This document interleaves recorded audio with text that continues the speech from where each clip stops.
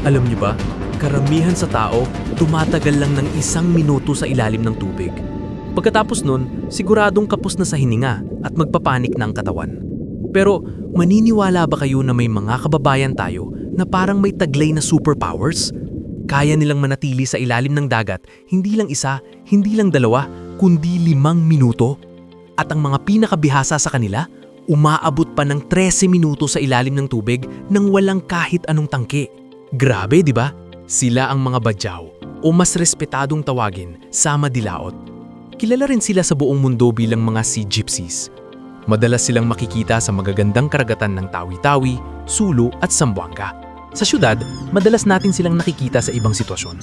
Sumasampa sa jeepney, may dalang sombrero, o tumutugtog ng tambol para manghingi ng barya. Pero tandaan nyo, sa likod ng imaheng nakikita natin sa syudad, naroon ang isang grupong may kakaibang kakayahan na patuloy na hinahangaan ng mga siyentipiko sa iba't ibang bangsa.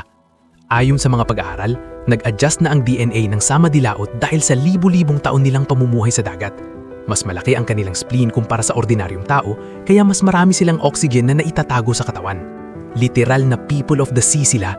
Kaya nilang sumisid sa lalim na aabot ng 70 metro para manghuli ng isda o kumuha ng perlas gamit lang ang simpleng antipara at pana. Maaaring simple lang silang tingnan sa lupa, pero sa ilalim ng asul na karagatan, sila ang tunay na mga hari.